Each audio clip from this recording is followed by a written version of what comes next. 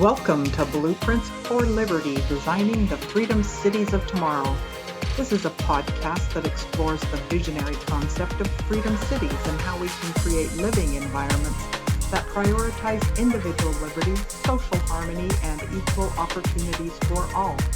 We look back through history to see how the past informs the future and how people can self-organize in their communities to support self-sufficiency. We also look to develop leaders that are moral and ethical in a world that is spinning out of control. Tune in to be part of the conversation shaping the future of our communities. Hello and welcome everyone. Welcome back. Tonight we're going to delve right into his name is David Hawkins. I always want to put a G on it, but it's David Hawkins. He has a whole series of books, but one is called Power versus Force. And it's a book that talks about obviously the difference between using, exerting power and force to, I guess, motivate other people. But in one of his books, and I'm pretty sure it's Power versus Force, right? But he's got another book called The Map of Consciousness Explained.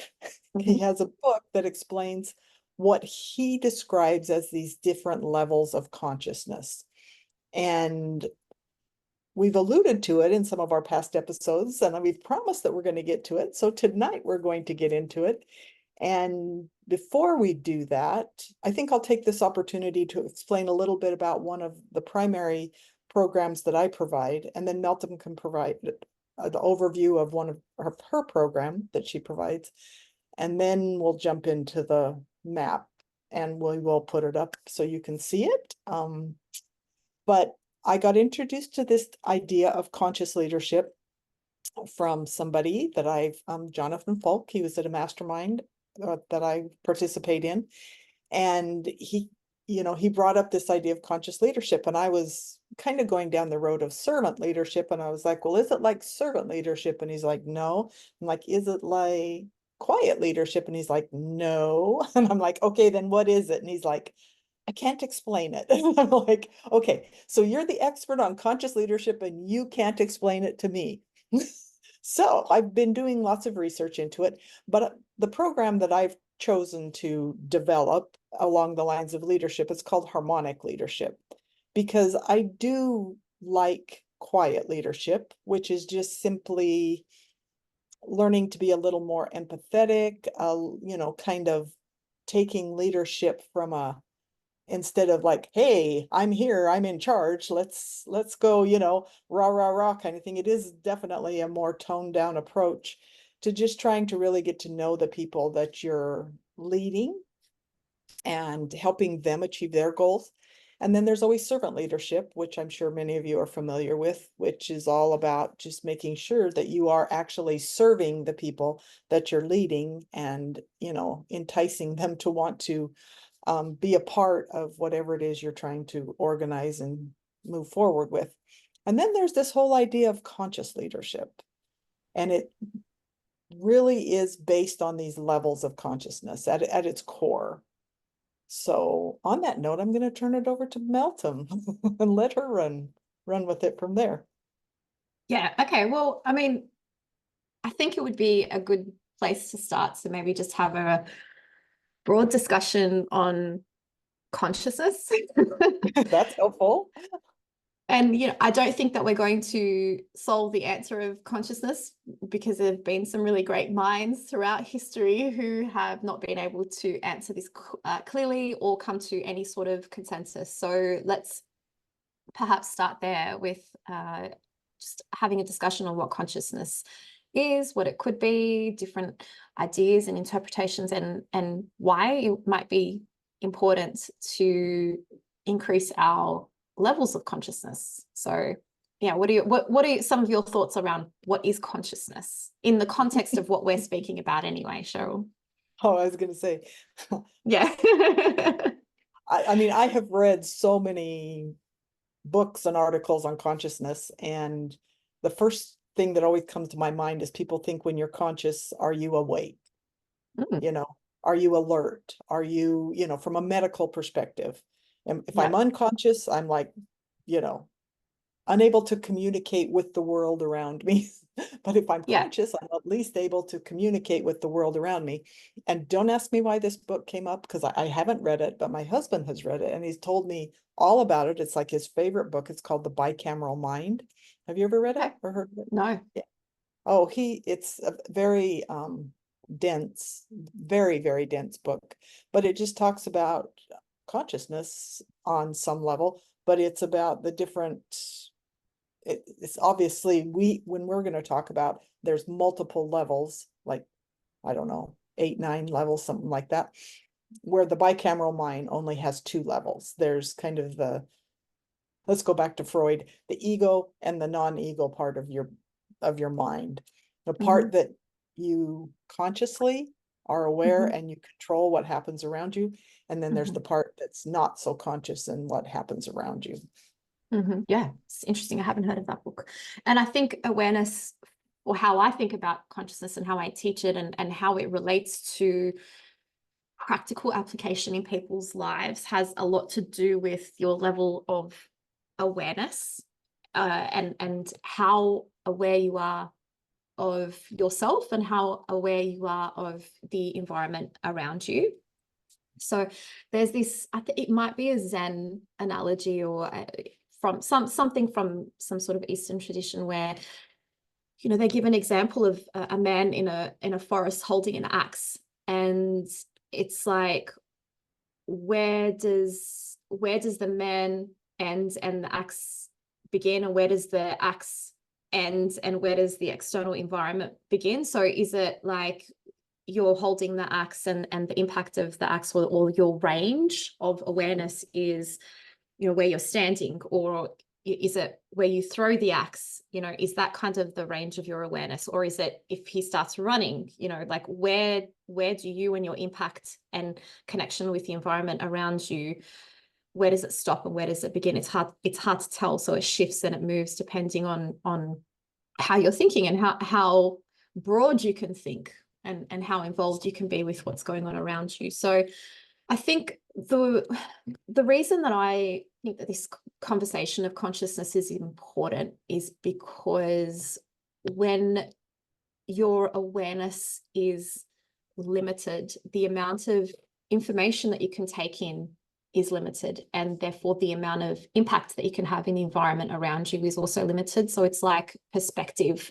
If we think of perspective or vision like a funnel, how wide is that funnel of what you can see? So if you're less conscious, if you're less aware, then what you're taking in is much more narrow.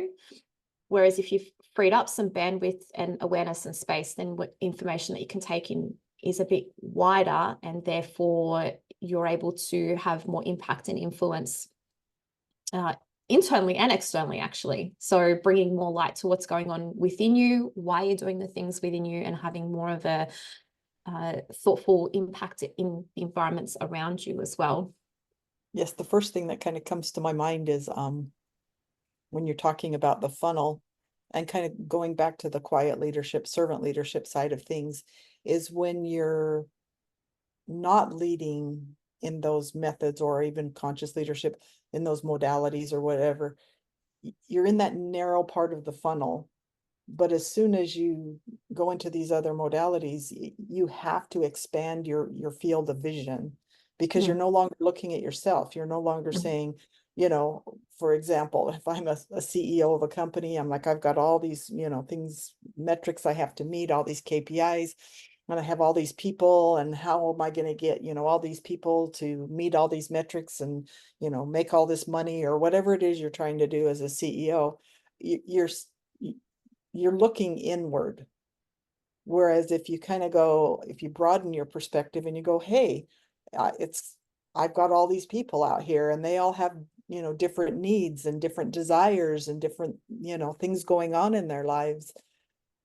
How can we take these same goals, but make them maybe a joint effort, as opposed to just me saying, hey, these are the metrics we need to meet this quarter.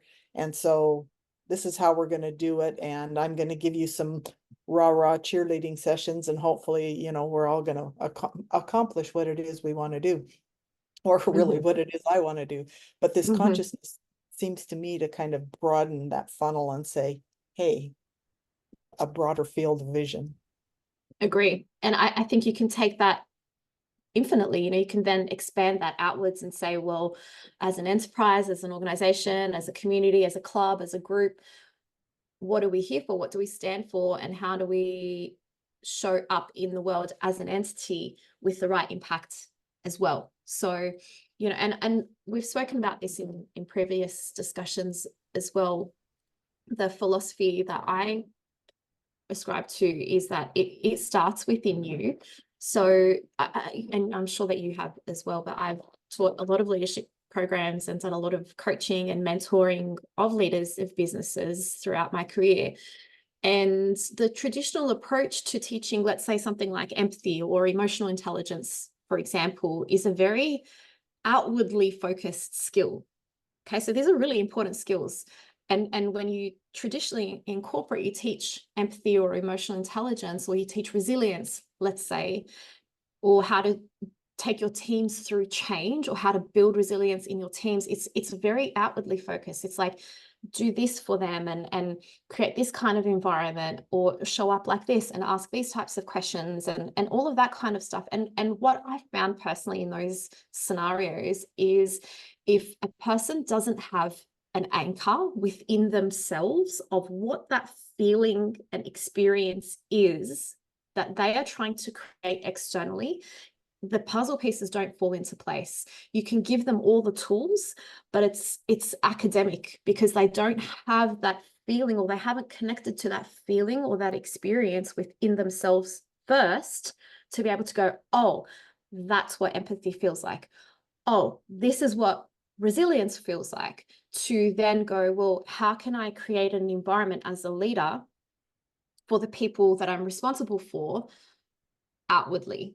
And I think that's kind of why, to me, this idea of conscious leadership or self-discovery, doing the inner work, however you like to reference it, is so important. It's because rather than starting from, I'm trying to change and influence something out there, you start from within yourself and find the feeling, connect to the feeling, understand how to create that feeling for others, and then show up in the world as that, because then it's not artificial. Then you're actually coming from a place of care and compassion, and it's effective, and you're doing it because you know that it's the best thing to do, that's in everybody's interest, rather than just doing it because someone told you, or doing it because that's what the leadership booklet or leadership training course tells you to do, because someone's got a KPI against it.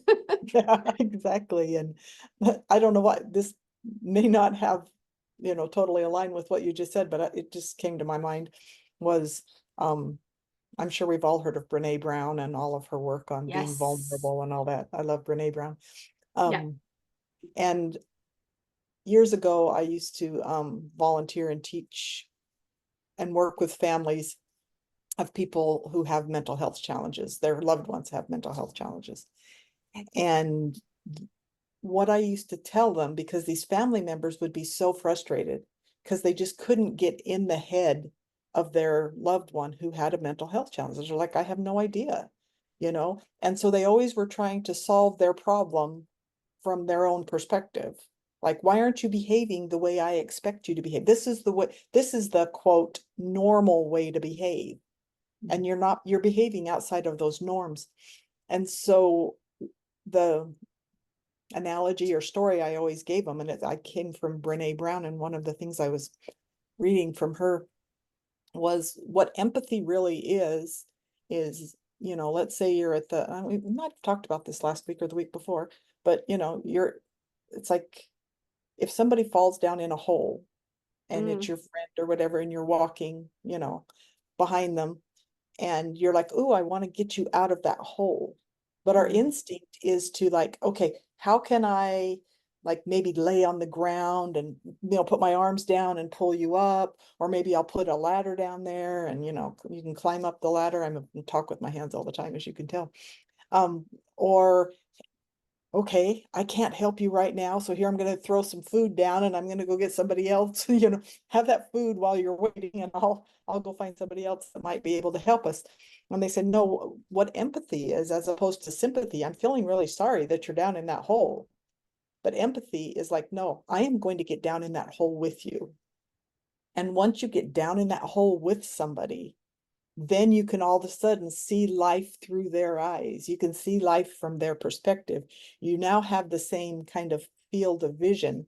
And so, if I want to get people to engage, I need to get down there on their, and I hate to say it, on their level, but down in the hole with them and Yeah. see what it is they're seeing and how they're seeing it, because then I can better communicate.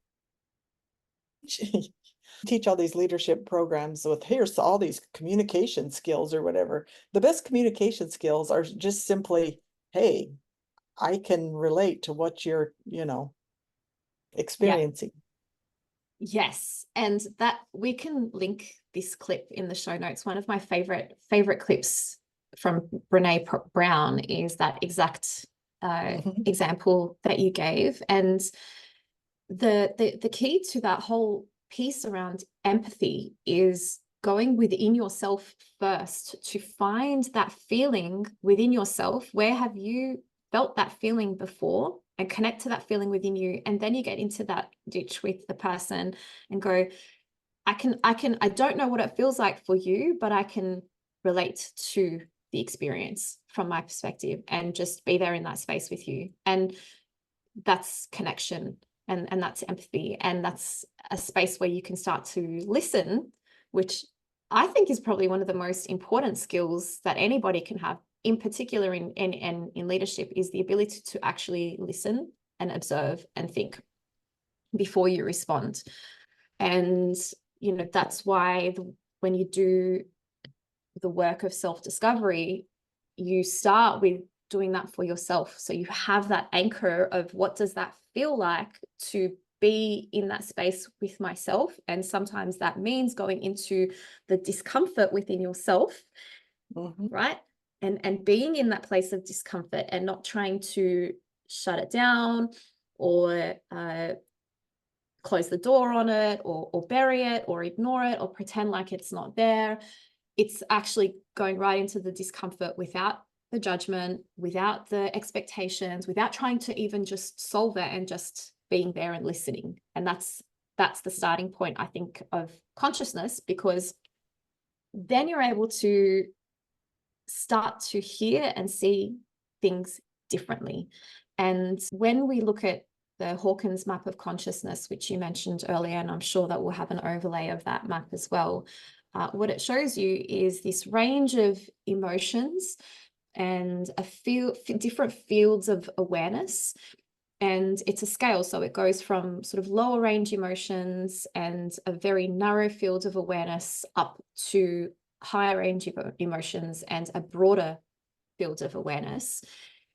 And if you are not able to work through the discomfort of the lower level experiences, which all of us have, and we can go into these throughout the conversation, then you're not able to actually find enough space to shift your perspective on what these experiences that feel uncomfortable and don't feel great to be in, and you might refer to them as triggers or traumas or any other word that relates, that puts you into that space of discomfort. The way to get through them is to be in it and to have enough space to find, what was the lesson here? How can I find the perspective that's going to help me shift out of being in this emotion and into a place of more compassion, of more love, of more joy? And that doesn't come easily to us as humans, right? We're not in the habit of, or we're not taught how to shift the perspective on what we might call a negative experience and find, well, where was the seed of good in what might have been a bad experience, so that I can actually unhook my attention and my energy from it and move past it and move out of it and not keep reliving this experience over and over again. Yeah, I think it's interesting because I think we're taught all the time, when we have difficult things in our life or challenging things that, oh, like what's the lesson did I learn? And it's almost always on the end of it is, what did I learn from this? Or when we learn about resilience, it's like, even when you're kind of in the middle of it, it's like, I got to quit saying but it, my brain just froze there for a second. That's all So right. yeah, when you're working through things, it's okay. I think people have gotten pretty good at saying, okay, this challenging situation in my life is helping me. It's helping me to become a better person. It's helping me to grow. But I think what you're talking about, takes it to a different level. I don't know if it's to a different level or there's a shift there. Instead of just recognizing that what's happening or what has happened was, what did I learn? What benefit did I gain from all of this? Because our inclination is always, I just want to get through this. I just want to get over it. Just Yeah, okay. I yeah. see what you, yeah. Yeah. Just sit with it. Yeah. And be okay with sitting with it. That's the hard part. Yes. Yes. So much to unpack in that. So coming from the yoga and meditation space, I'll start with a story actually. So when I started practicing yoga, it was definitely not for the emotional and mental and spiritual benefits. It was very much just the physical practice. I came across a yoga class at the gym and I loved it because I felt so relaxed afterwards. I was like, wow, where has this been all of my life? And it started as a really physical practice, which I loved. And it was that for many, many years. And then over time, as I grew and evolved and my life circumstances changed, I tapped into different parts of what yoga is as a philosophy and different aspects of yoga and the 8 paths of yoga, which maybe is another discussion that we can have at a separate time. And really the physical practice is like a gateway into the actual philosophy of, yogic living and yoga means to yoke, to unite, to bring together all of the parts of who you are, mind, body, and spirit, and realize your wholeness. So when I started to practice more of the other practices around harnessing your attention and your focus, didn't come to me naturally. It was really challenging. And initially when I started meditating, it was a lot of guided meditations because I am a very active person, and sitting and meditating and finding stillness and quiet was just, at that point in my life, was way beyond my capacity. So it was very much around guided meditations. And then as I practiced more of that, then I was able to find a bit more space to sit in stillness without guidance, but the mind was still really busy. There was still a lot of chatter. And then, the more I practiced, the more I was able to come into a place of peace. But it is a practice, it does take time. And I think I've mentioned this before, that the idea is initially not to have, you don't start with a quiet mind. Well, you're not even trying to quiet your mind. You're just being able to stop and create some space to see and feel and experience what's happening inside of you, right? Because if you're constantly running through life from one thing to the next, you're not really conscious of how you're living. Okay, you're running on autopilot. And this is how a lot of us live for much of our lives. It's like, wake up, work, do all the things at work, all the meetings, come home. If you have children, it's all this kid stuff. And then, kids go to sleep, and then it's all the home stuff. And there's no space to stop and reflect and think. And this is where that Viktor Frankl quote comes in, is around creating space so that you're not constantly reacting to life. You're able to step back and evaluate what's happening and what's the best response that I can have, what's the most considered action that I can take? What are some alternative options that might be available to me if I'm able to see a bit more of what the picture of my life is painting for me, both in the moment and also in the grand scale of my life as well. And so I think it does start with this practice of stopping and becoming aware of what's happening in your inner landscape. And if you've never done that, then it is uncomfortable. It's noisy and it's uncomfortable, and that's okay. And that's a big part of the coaching that I do with people, is to go, how do we get you to a place where you're just okay being in discomfort?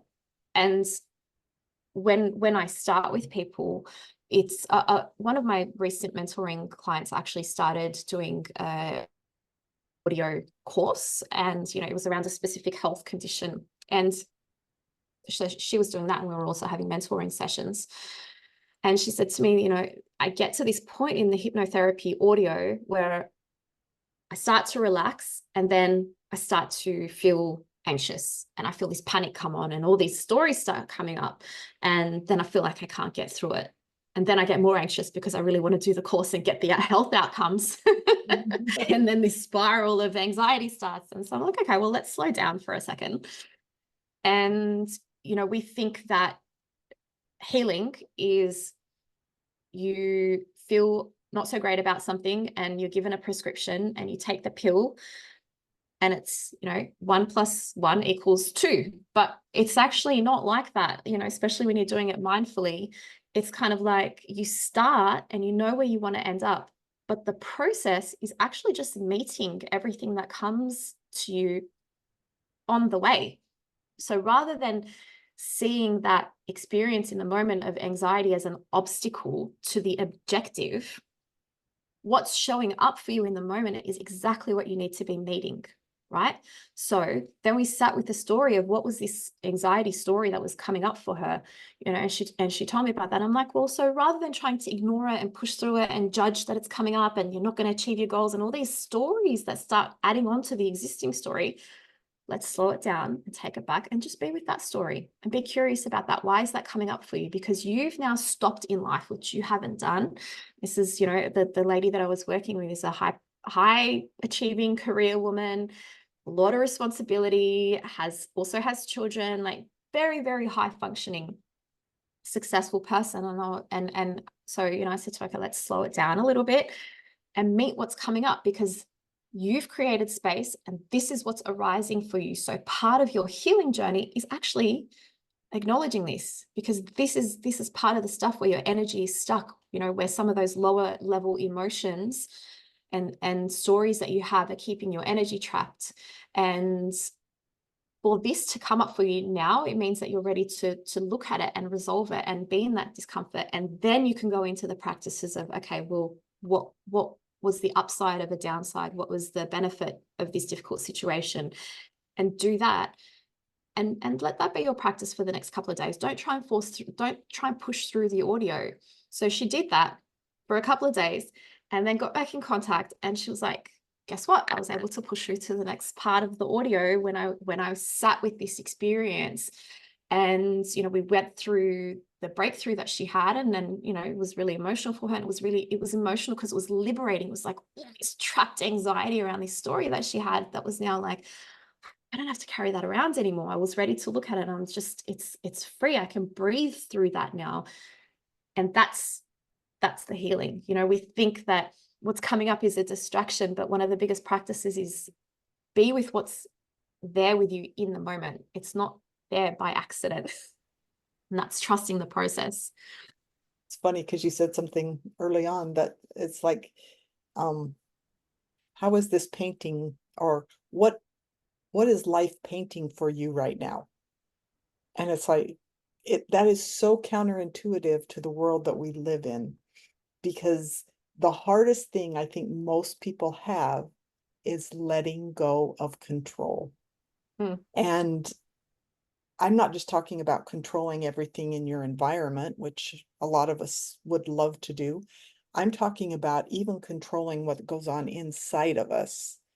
We are so conditioned to, okay, I have these goals, I have like you said, I have all these check mark things I have to do today. And if I'm not reaching my goals and meeting all these metrics, even in my own personal life, then I'm not being successful. I'm not being productive. I'm not doing all of these things that I've been conditioned my whole life that I should do. And, in our first session together, that was probably one of the hardest things with me, was just letting go of control and just saying, okay. And I'm not saying, I know people are going to be like, oh, you're just going to sit back and do nothing and hope life works out the way you want it to. That's not what you're saying or what I'm saying. But when you let go of that control, it just means, okay, this is, like you said, what's supposed to be happening in your life right now. And instead of fighting it, just go with it. And then when you go with it, then you can move on to the next, whatever is kind of showing up in your life. And that is real. I think people underestimate how incredibly difficult that is. That's why we practice doing it. We don't just say, oh, I'm going to let go. And then, we let go. Yeah, I mean, that would be great if we can get to that place. Cool, something's hitting my stuff and I'm just going to let it be. But, I think it's a really important point, because a lot of us everyone carries around emotional baggage. Some of it we're aware of and some of it we're not aware of. Okay. And all emotional baggages are experiences that we've had that still have an emotional charge to it. Right. And so what happens is that experience is within us. And maybe this is a discussion for another time, but emotions are actually hormones that get secreted through the body. And if we don't process an experience that has had an emotional impact on us all the way through to completion, as in we've felt it all the way through and we've thought it all the way through to a point where it doesn't overwhelm us again when we think about it, then those hormones get locked into our cells and organs in different parts of our body. And anytime anything that resembles that experience happens around us, that whole experience gets reactivated in our body.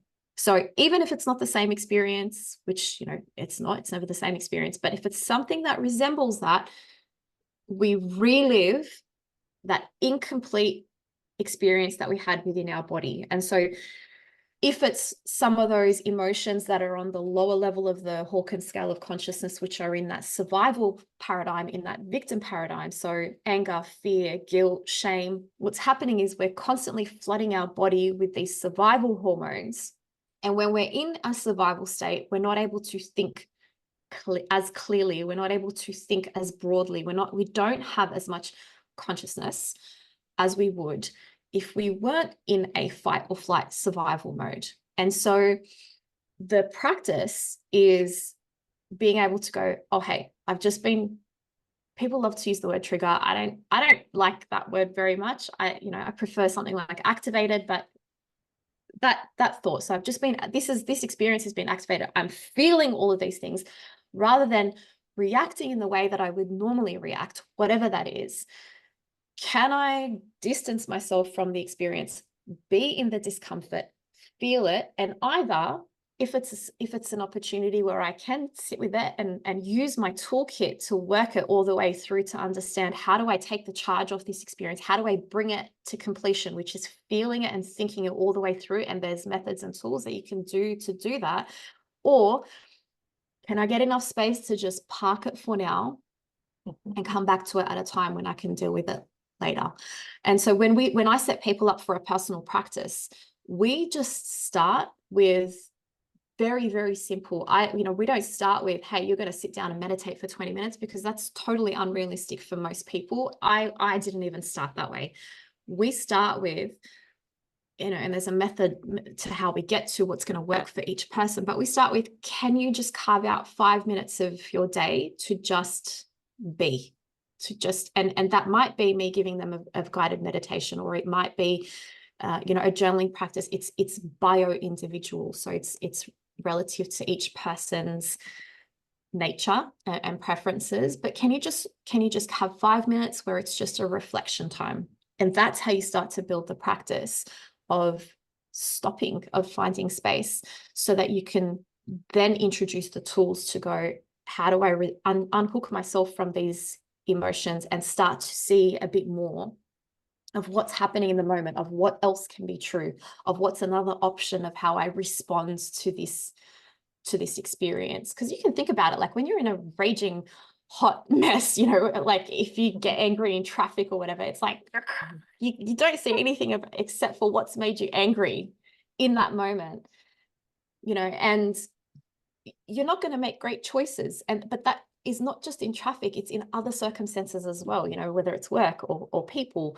And so the better that you get at recognizing what activates you, you know, what are the scenarios, what are the experiences, and then you have all these different tools in your toolkit of how to resolve that. The more awareness you can bring to your choices and actions, and therefore your impact. You're going to think all I do is sit around and read books, but a book came to mind. And most people have read this book, but it's The Body Keeps the Score. Yes. Is that the title of it? Yeah. And as you're talking, that's the book that came to mind, is, you know, you can tell by how your body is reacting. I wouldn't say what's going on, because you need to identify what's going on, and that's kind of a process. But you can tell that when your body feels liberated, it's much more relaxed and in a state of mind where you can reach these different levels of consciousness. And if your body isn't relaxed and in that kind of state, then you've got to figure out why your body is behaving the way it is, because it's telling you something's going on that you need to work on. Yes. Yeah. And I'm going to come back to that, because something that you said earlier around, you know, it's not about sitting back and thinking, you know, life's just going to happen and I'm going to sit here and not, it's, you know, I think it's very important to have your vision and your purpose of where you would like your life to go, what you're working towards, and then your values of what's important to you. And then you're on this path of going to where you want to go in life, but you have flexibility on how you get there. Okay. And you have the capacity to meet what shows up for you on the way, and you have the tools to be able to work through what shows up for you on the way as well. And so I think one of the things that people don't account for, or is not really spoken about, is when you set yourself a goal or an objective or a target to do something that's beyond your current capacity, you know, to push your own limits, that naturally means that you need to find more energy, right? Find another version of yourself to push through that threshold, because you're breaking a ceiling and then you're pushing through a threshold. So that's naturally going to bring up more experiences that you are hooked into, that are keeping you stuck, for you to resolve. And that's not a bad thing.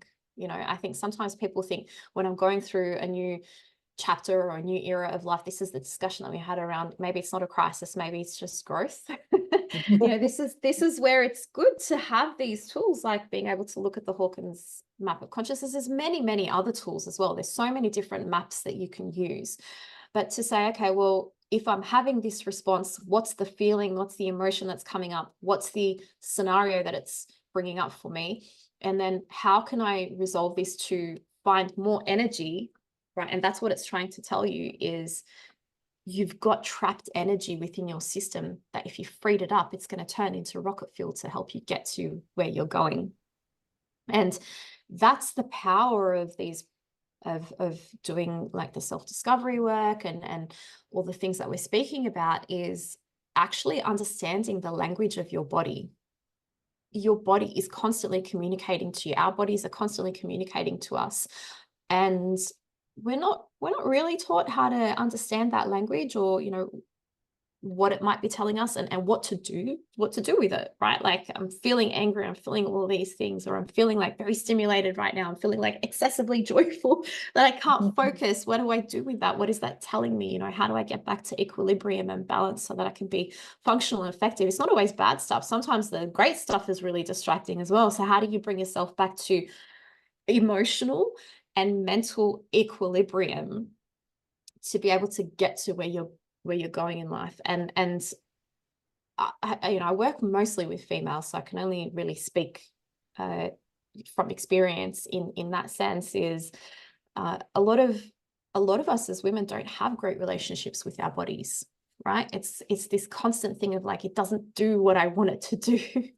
You know, it's like, doesn't look how I want it to look. And there's a lot that we do around, actually, we start with the nervous system to get us out of fight or flight, get us out of the survival response.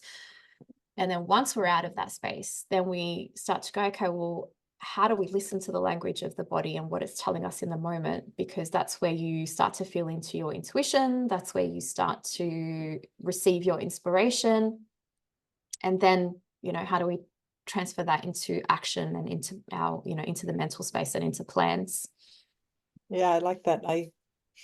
I'm glad you tacked on there, because I do think that when I mentioned, letting go of control, it's just so ingrained in us to take control of everything, that when I said, letting go of control, people, that's a very scary thing in terms of, it feels like you're jumping off a cliff and you don't know, is there going to be a soft landing kind of thing? Yeah.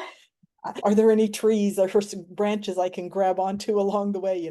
I want to plan my fall. Don't just jump off the cliff kind of thing.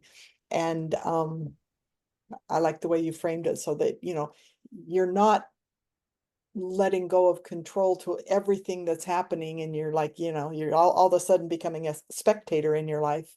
But instead, you're actually gaining more energy so that you can achieve those higher levels. I really like that. So, Yeah.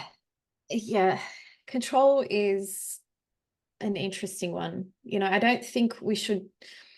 My personal experience and what I've seen with the people that I work with is that you can only really hope to control your thoughts, and that's where having the ability to sit down and get perspective on reality, right? Because our minds are meaning-making machines, and if we are not actively examining what are the stories that it's creating, what is the meaning that it's assigning, what are the beliefs that have been formed, then it's just running the script and the programs that have been in there since childhood. And sometimes they're helpful and sometimes they're not. And when they're not, that's when we're in scenarios in life where we feel like, why is this happening again and again and again? And why am I experiencing this? Or I would rather not have this experience again. And that's when you sort of have to sit down and examine, where did this belief come from? Where did this story come from? And what else can be true? And so that's not controlling, that's increasing your awareness and increasing your self-mastery and your level of consciousness, so that, you're not living life on autopilot. And equally, you're not, to our point from last week, the discussion that we had last week around spheres of influence, you're not trying to control everything that's happening around you, because that's unrealistic. You're showing up as the impact that you want to see. And that's both how you have natural boundaries and also how you magnetize what you want in life, because you're clear on who you want to be, where you want to go, the impact that you want to have, the connections, the quality, all of that kinds of stuff. It's not about controlling what's happening around you. It's about making decisions that are aligned with that. So letting go of control can feel scary, for sure. It's something that I still work on every single day as well. But it's a false sense of control. It's an illusion. It's like, the way that I see it is like, you and I can be sitting in the exact same room and looking at the same thing, listening to the same person speak, and have two completely different perspectives and experiences of what's happening. And that is an indication of our level of consciousness, how much we're able to take in and what meaning we assign to it and what perspective we are able to take. That was perfect, because you led right into this. And what stories, you brought up the idea of stories. What stories do we tell ourselves about things? Like, I guess the first practical example that comes to my mind is when we got this new puppy in our house. It was like having a baby. The puppy needs to get up in the night. And I'm like, oh, I'm not 20. This isn't so much fun now. But, my husband and I both agreed that we wanted the puppy, and it's been a wonderful experience. But we also have two other little dogs that are a little bit older, and now they're wanting to get up in the night, like 4:30 in the morning or whatever. And so I hear my dog get up in the night. I hear it scratch at the bedroom door to say, I need to go out or whatever, or I just want to go get a drink of water kind of thing. And I lay there and I think, oh, why isn't my husband getting up and taking care of these dogs? Why isn't he, I'm tired. I don't feel good. And we've all been there for whatever reason. Expectations of the other party, whatever circumstance it is. Yeah. Yeah. But I can tell myself a different story. Mm-hmm. I can tell myself, wow, I know my husband got to bed late. He had to work and he's really tired. And I know he's also got to get up early, and he really does a lot for me. And I really appreciate all the things he does for me. And so, yeah, maybe I'm not feeling so good right now, but hey, I'll just get up and I'll see what the dog wants and take care of the dog. It's all in the stories that we tell ourselves. Yes. And, So true. in our relationships with other people and in our interactions with other people, we need to become more conscious, because becoming more conscious allows us to change the stories we tell ourselves. And when we can change the stories we tell ourselves, and from a broader perspective, and look at things through a different lens, it helps us to raise our levels of consciousness, to find more joy and more, happy. If you look on that scale, it moves us up the scale. Otherwise, we're in this fight or flight mode of, oh, this isn't exactly fight or flight, but it's like, I'm tired, I don't feel good, I'm in the bottom of that scale, I'm just angry. I'm angry because my husband didn't get up and take care of the dog. Doesn't he know I'm sick? Doesn't he know I don't feel good? Yep. So.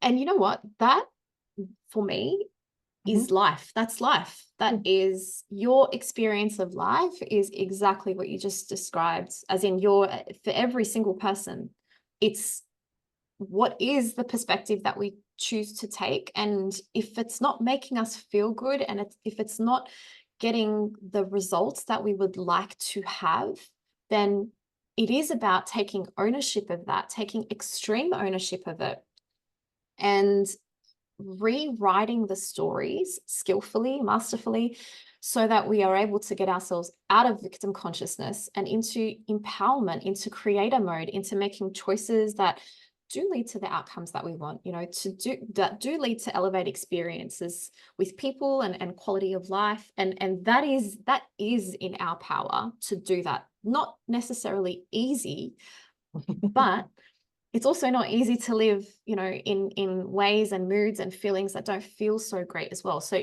it is a choice. And yeah, definitely not saying it's easy, but it is possible. And that's the key to shifting your experience of life. And when you're able to do that for yourself, and you see how powerful that is, then you're able to hold that transformative space for other people as well. And that to me is conscious leadership, because then you're showing up as the impact that you want to see in the world, and you're able to lead by example and show people what's possible. And some people are not going to like that, but that's okay. That's their journey for themselves. And then, it kind of gives you an indication of where they are on that scale, whether they're in the victimhood scale or they're in the empowerment level of the scale. And that's okay. You can allow people their journey as well. Knowing that on any given day, we can be anywhere on that scale. Yeah. And so absolutely. Absolutely. So, for me, I look at, for example, the level of unconditional love, and in many ways, I mean, there's so much context and depth to this. It's really not like something you can cover in a 1-hour podcast, but it's a good reference point. But I look at the level of unconditional love as an aspirational goal, and when I feel myself drop into fear, anxiety, then I ask myself a question like, what would love do? How would love choose in this scenario to achieve that perspective shift, to broaden my perspective, and to kind of like lift myself out of that ditch of that feeling of, what fear might be feeling like? Because our biology is wired for survival, right? For procreation and survival. That's what our nervous system is. Our nervous system is wired for that, to keep us safe and to make sure that we are around, through offspring for perpetuity. Yes. So our brain on default mode is like those radars that you see that are constantly scanning the environment. It's like going, like sweeping the environment constantly. And anything that's a potential threat or opportunity on the radar is a beep, So it's like beep, beep, but the beeps are for that fight or flight mode. It's for survival. And so that comes really natural to us. What doesn't come naturally is, for example, gratitude. That's why we have things like gratitude practices. Gratitude doesn't come naturally to us. We're not wired to spot the good things in life, because we need to stay safe. That's the top priority, staying safe. But most of us are like pretty safe in our general lives. Of course, there's, stimulation and things like that, which the body can misread as danger. Okay. But it's not a life-threatening circumstance, but that's how the body is taking it on. That's, if someone looks at you in a way that doesn't fit in with how they normally look at you, or if you've got a deadline coming up, or your boss speaks to you in a certain way, or someone's tone, whatever it is, traffic, lights, all your notifications that you haven't read, all the people that you haven't responded to, right? It's like stimulation. They're not life-threatening circumstances, but they are the things that cause us anxiety in the lives that we live in. And so that radar of, scanning for danger is constantly beeping on all these things that are actually misreads. And so we're getting this misread on life of like, there's constant stress, there's constant anger, and everything's adding to it. And then we're at this tipping point, right? So the importance of having something like a gratitude practice, however that looks like for you, is you're rewiring your natural biology to spot the good things as well as the bad things. And there's some statistic around, for example, if you give someone a bad remark or criticize them, it takes like 5 positive compliments to get back to an equilibrium state. That's how the effect that it has on your biology. So you have to train yourself to spot, hey, this person was really kind. Hey, this was a great thing that happened to me. There was a synchronicity. I had some luck and good chance. And that's how you switch your mind from, oh, life is happening to me, to, hey, look at all these great things. It is a practice. It does take effort, and it's a choice that you need to make, so that you can see more of reality, because those things are always there. But the question is, are we noticing them? Are we taking the time and effort to acknowledge them and appreciate them and create more of those feel-good experiences within ourselves? Yeah, I think that's a great note to end on, that it is a practice, and this isn't something that's easy, and it's not something it's like, oh, here I am today on the chart. I'm in victimhood today, and I've worked my way up here. I'm happy and joyful and all these wonderful things. And then the next day I may just be right back down in victimhood. But at least getting those tools and learning how to get yourself out, you're not going to stay in victimhood as long. And you will find, that your relationships are more meaningful, and the connections that you have with people around you and with the world around you are going to be a lot more happy. Yes. Yeah. More power versus force. Yes, exactly. Back to the book, Power versus Force. So, well, thank you so much for your time today, and Thank until you. Thank you so much. Have a great week. Bye-bye.